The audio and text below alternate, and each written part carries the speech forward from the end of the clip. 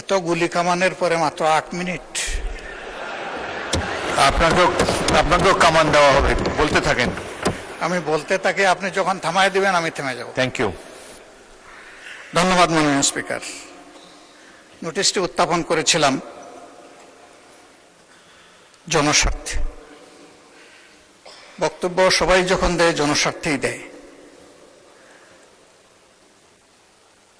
আমরা বিরোধী দলের পক্ষ থেকে পর্যন্ত 4 জন কথা বলেছেন, বা 5 জন আমি এখন বলছি।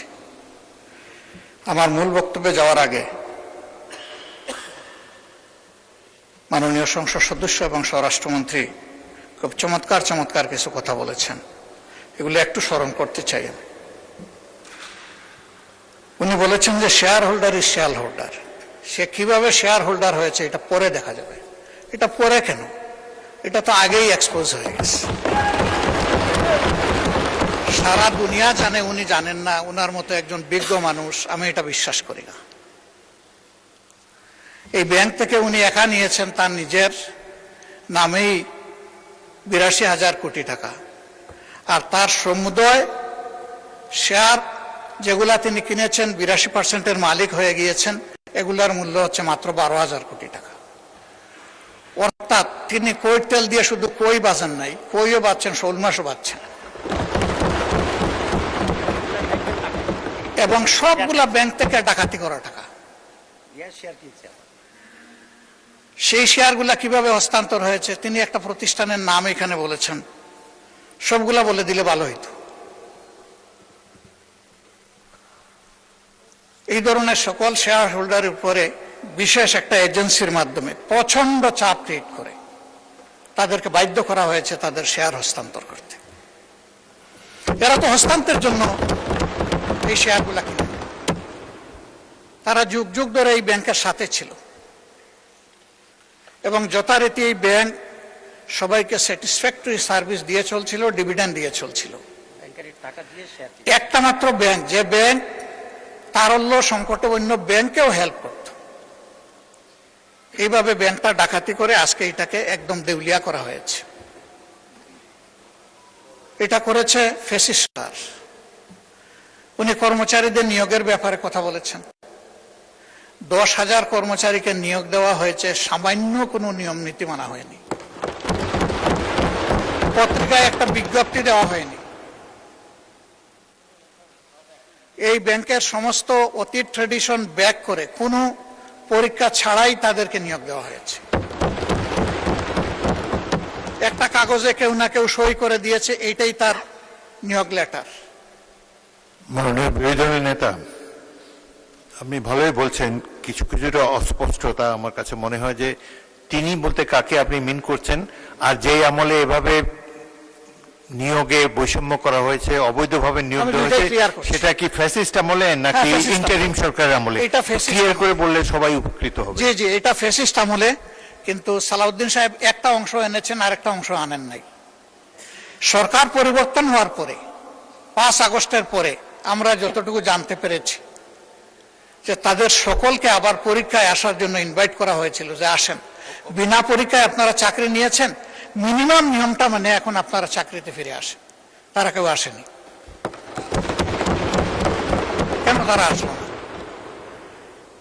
এরপরে এই ব্যাংকটা 1983 সালের নভেম্বরে 3টা শাখা দিয়ে বাংলাদেশে তার কার্যক্রম শুরু করে।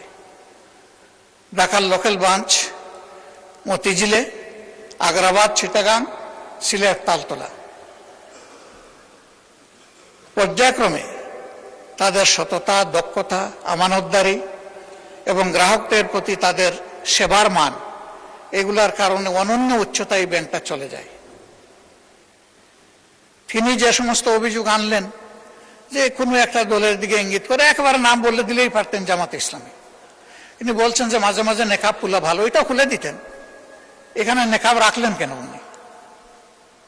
যে এখান থেকে 700 টাকার একটা কি জানি 700 কোটি টাকার লোন কে নিয়েছে, এইটা কোনো একটা দলের নির্বাচনী ফান্ডে ফান্ডিং করা হয়েছে। আমি এটা পরিষ্কার জানতে চাই, উনি জামাতকে এটার দ্বারা মিন করেছেন কিনা। যদি উনি মিন করে থাকেন, I am taking absolute challenge.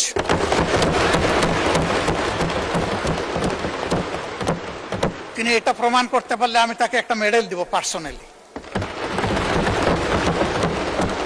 এরপরে কার ছেলে কার নাতি কোন কোম্পানি, শুধু ইসলামী ব্যাংক না, যে কোনো ব্যাংক থেকে চুরি ডাকাতি অসততার মাধ্যমে কিছু নিয়ে যদি আত্মসাৎ করে থাকে, তার ব্যাপারে অবশ্যই তদন্ত করে স্টার্ন অ্যাকশন দেশের বিদ্যমান আইনে নেওয়া উচিত। এটা আমি শফিকুর রহমান হলে আমাকেও যেন স্পেয়ার করা না হয়। মাননীয় স্পিকার, এই ব্যাংকটিতে ক্ষুদ্র একজন ব্যবসায়ী হিসাবে আমার বসার সুযোগ হয়েছিল 2005 থেকে 2011 সাল, 6 বছর। ব্যাংকের বোর্ডে বসতাম, শিখতাম, জানতাম, বাংলাদেশের অর্থনীতিকে বোঝার চেষ্টা করতাম। সেই সময়টা এই ব্যাংক এককভাবে বৈদেশিক রিমিটেন্সের 32% পর্যন্ত আর্ন করত। তার ডিপোজিট, তার তারল্য, তার ইনভেস্টমেন্ট, সকল টার্নওভারে ইম্প্যারালাল একটা ব্যাংক ছিল। সবগুলা সরকারি ব্যাংক মিলেও তার সমতুল্য ছিল না। কিন্তু তখন বয়ান বানাতেন একজন বিশেষ অর্থনীতিবিদ ডক্টর আবুল বারাকাত। তিনিও আঙ্গুল তুলতেন জামাত ইসলামের দিকে, যে এখান থেকে জামাত ইসলামী হাজার হাজার কোটি টাকা নিয়ে যাচ্ছে। তার এই বয়ানের ভিত্তিতেই শেষ পর্যন্ত এই ব্যাংকে অভ্যুত্থান করা হলো, দখল করা হলো। 15.5 বছর দুঃশাসন চালানো হলো। কই প্রমাণ কোথায়? 15.5 বছর তো না, এখনো আবার একই তালে যদি কথা বলা হয়, আমি বলবো আমরা কি আবার সেকেন্ড আবুল বারাকাত হতে যাচ্ছি? আন্দাজ অনুমানের ভিত্তিতে কোন মহিলার কোন কোটেশন সংসদের মতো একটা প্রেস্টিজিয়াস জায়গায়, এগুলো আসলে আমরা আশা করি না। ওই মহিলাকে সংসদে হাজির করা হোক, যদি কোনো প্রভিশন থাকে সংসদে গণশুনানিও হোক, অসুবিধা নাই। আরডিএস প্রকল্প কোনো দলের নয়, কোনো ধর্মেরও নয়। আমি নিজে বোর্ডে ছিলাম, আমি জানি এখানে বিভিন্ন ধর্মের মানুষ এখান থেকে বেনিফিশিয়ারি। এখানে দল ধর্ম দেখা হয় না, এখানে টার্গেট গ্রুপকে প্রাধান্য দেওয়া হয়। উনি কত 11,000 কোটি টাকার একটা রেফারেন্স দিয়েছেন। কে নিয়েছে এটা? আমি, আমার সহকর্মীরা? যদি এরকম হয়, দলের ফান্ডে যদি 1 টাকাও আসে, আমি বলবো সার্চ লাইট দিয়ে এটা তালাশ করে আমাদের বিরুদ্ধে যেন অভিযোগ। মাননীয় বিরোধী দলের নেতা, আপনাকে ওনাদেরকে 15 মিনিট বলেছে, আপনাকে 7 দিয়েছি, আরো 8 মিনিট বলেন আপনি। মাননীয় স্পিকার, আপনাকে ধন্যবাদ। আমি যা আশঙ্কা করছি সেটা এখন বলতে চাচ্ছি। ব্যাংকে পরিবর্তন যে কোনো সময় আসতেই পারে। ব্যাংকের স্বার্থে আসতে হবে, গ্রাহকের স্বার্থে আসতে হবে, মালিকের স্বার্থে আসতে হবে। আমি এই ব্যাংকের একজন মালিক, আমার 10 টাকা মূল্যের একটা শেয়ার আছে। আমি আমার এই শেয়ারের দাবি কখনো ছেড়ে দেব না। আমার এই 10 টাকা মূল্যের শেয়ারের পক্ষে আমি আমার রাইট ধরে রাখার জন্য, এস্টাবলিশ করার জন্য যা করা দরকার তাই আমাকে করতে হবে। আমি তার রাজনৈতিক পরিচয় করব না, আমি করব এই ব্যাংকের একজন গ্রাহক হিসাবে, একজন মালিক হিসাবে। এইভাবে রাজনৈতিক পরিচয় থাকা কোনো দোষের বিষয় নয়। আর এই ব্যাংকের গ্রাহক শুধু জামাত ইসলামের মানুষরাই নয়, এই ব্যাংকের গ্রাহক বিএনপির বহু লোক আছেন, আমার পরিচিত লোক আছে, অন্যান্য দলের আছে, অন্যান্য ধর্মের আছে। এটা সকলের ব্যাংক। এই ব্যাংক একক কারণ না। ওই ব্যাংকের গায়ে লেখা নাই যে এই ব্যাংক এরাই শুধু সুবিধা নেবে, বাকিরা পারবে না, এরাই শুধু গ্রাহক হতে পারবে, বাকিরা পারবে না। এই ধরনের কিছু লেখা নাই। এগুলো হলো বানায়ট বয়ান। ব্যাংকটাকে ধ্বংস করেছেন শেখ হাসিনা এস আলমকে তার হাতিয়ার হিসেবে ব্যবহার করে। আমরা এখন স্পষ্টত দেখতে পাচ্ছি সেই এস আলমকে আবার ফিরে আসার পথ করে দেখাচ্ছে। এর প্রমাণ এই যে ডেপুটি গভর্নর বাংলাদেশ ব্যাংকের সাবেক, তিনি রংপুরের রিজিওনাল ম্যানেজার থাকা অবস্থায়, ডিরেক্টর থাকা অবস্থায় অনিয়মের 52 লাখ টাকার অভিযোগ তার বিরুদ্ধে প্রমাণিত হয়েছে। তাকে তখন শাস্তি দেওয়া হয়েছে। আর 5 আগস্টের পর তিনি স্বৈরাচারের দূষর এবং দুষ্কৃতকারী হওয়ার কারণে তিনি শেষ পর্যন্ত এখান থেকে বাধ্য হয়েছেন চলে যেতে। সেই লোকটাকে এনে এখানে বসানো হলো। তিনি যখন ডেপুটি গভর্নর, তখন এস আলমের সকল অপকর্মের তিনি ছিলেন সহযোগী, এবং সেই হিসাবে তিনি একটা প্রাইজ পেয়েছিলেন। তার স্ত্রীর নামে ভুয়া কোনো প্রতিষ্ঠানের অস্তিত্ব নেই, সেখানে 3.5 কোটি টাকা এক্সিম ব্যাংক থেকে গিফট লোন দেওয়া হয়েছে তাকে। তিনি অসৎ। সেই লোকটাকে এনে একটা বিধ্বস্ত ব্যাংকের মাথার উপর বসায় দেওয়া, এটা কোনো যুক্তিতেই মেনে নেওয়া যায় না।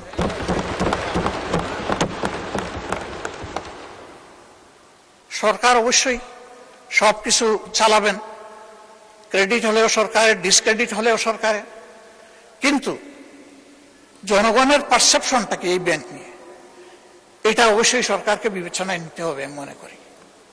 সরকার বিবেচনায় নিলে দেশ লাভবান হবে, জাতি লাভবান হবে।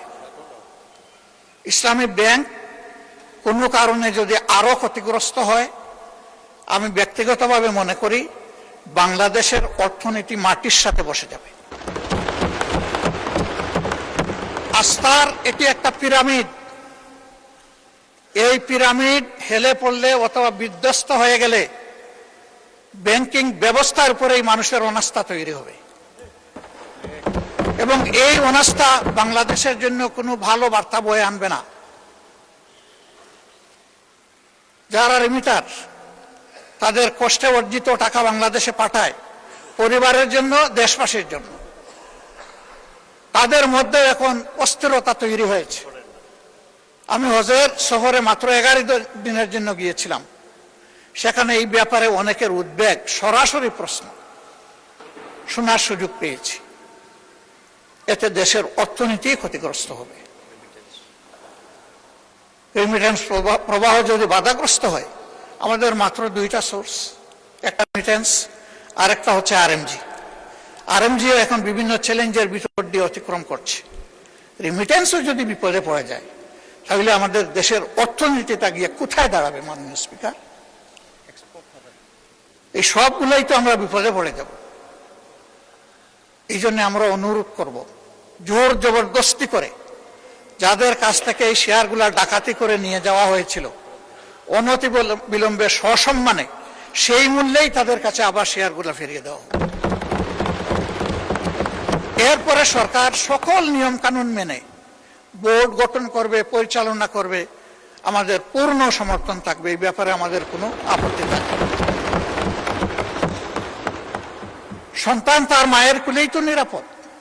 ওরা তো সৎমা হয়ে এসেছিল, ওদের কোনো দরদ ছিল না, ওরা ডাকাতি করেছে। এখন আবার যদি অসৎ লোকদেরকে দিয়ে এই ব্যাংক পরিচালনা করা হয়, যা আছে তাও শেষ হয়ে যাবে, উধাও হয়ে যাবে। আমাদের উদ্বেগটা এই জায়গায়। তখন যখন এই সমস্যা দেখা দিয়েছিল, মাত্র 4 দিনে ওখানে 70,000 কোটি টাকা ব্যাংক থেকে মানুষ উত্তোলন করে ফেলেছিল।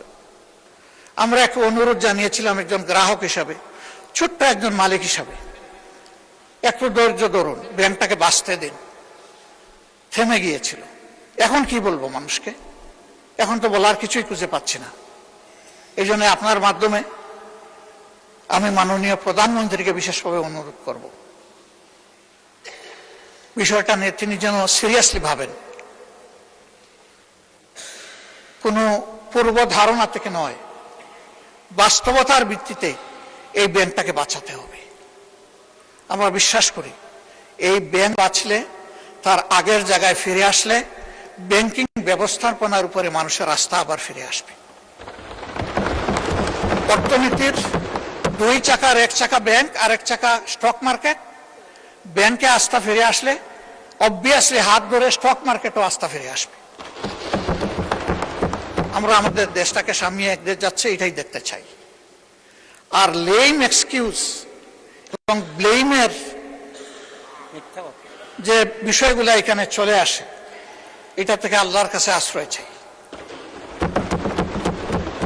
অলরেডি 5টা ব্যাংকের গ্রাহকরা রাস্তায় রাস্তায় ভিক্ষুকের মতো ঘুরছে। তারা তাদের বিনিয়োগের কোনো রেজাল্ট পাচ্ছে না, তারা তাদের আমানত ফেরত পাচ্ছে না। আবার যদি সর্ববৃহৎ ব্যাংকের একই বিপর্যয় ঘটে, তাহলে আমরা গিয়ে কোথায় দাঁড়াবো? মাননীয় স্পিকার, আজান হয়ে গেছে, আমার কথা আমি এখানেই শেষ করলাম। আমি আপনার মাধ্যমে একটা প্রতিকার চাই, ব্যাংকটা বাঁচুক, আমরা এটাই চাই।